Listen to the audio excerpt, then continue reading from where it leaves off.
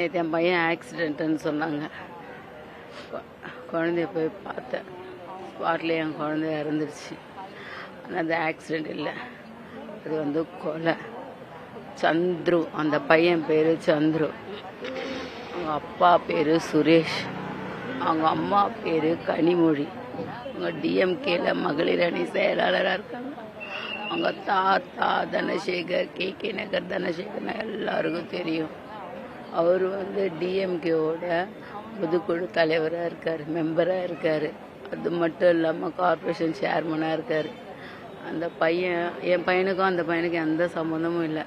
யாரோ ஒரு பையனுக்கும் அவனுக்கும் என் பையன் கூட போயிருக்கான். அவன் காரில் ரேஸ் பண்ணிட்டு வந்திருக்கான். அப்படியே பிரிஞ்சிட்டானுங்க. பிரிஞ்சவனுங்களை விட்டு சம்மந்தமே இல்லாத 2 பேர் மேலே அவன் ஏற்றிட்டு பின்னாடி மறுபடியும் ஏற்றி என் பையன் ஸ்பாட் அவுட்டு. இன்னொரு பையன் பயங்கர முடியல அந்த குழந்தைக்கும். பையன் கார் கண்ணாடி இறக்கி சிரிச்சுட்டு போகிறான். உங்களால் என்ன பண்ண முடியுன்ற மாதிரி. பணம் இருந்தால் என்ன வேணால் பண்ணிடலாமா? ஒன்றும் சரக்கு அடிச்சிருக்கணும், இல்லை அவன் ட்ரக் யூஸ் பண்ணியிருக்கணும். நான் இவ்வளோ பண்ண முடியாது. பையன் சாவுக்கு நியாயம் வேணும். நியாயம் வேணும் தான் நான் பேசுகிறேன். என் பையன் செத்த மாதிரி இன்னும் 4 பேர் அவன் சாவடிக்கக்கூடாது. என் புள்ள உயிர் அனாமத்தான் போச்சு. கொலை பண்ணிட்டானுங்க. எனக்கு அந்த பையனுக்கு அரெஸ்ட் பண்ணுங்க. கூட போனவனுங்கெல்லாம் அரெஸ்ட் பண்ணியாச்சுங்களா? அவன் மட்டும் எப்படி அப்ஸ்கான்ட்டு? அவனை மட்டும் ஏன் பிடிக்க முடியல?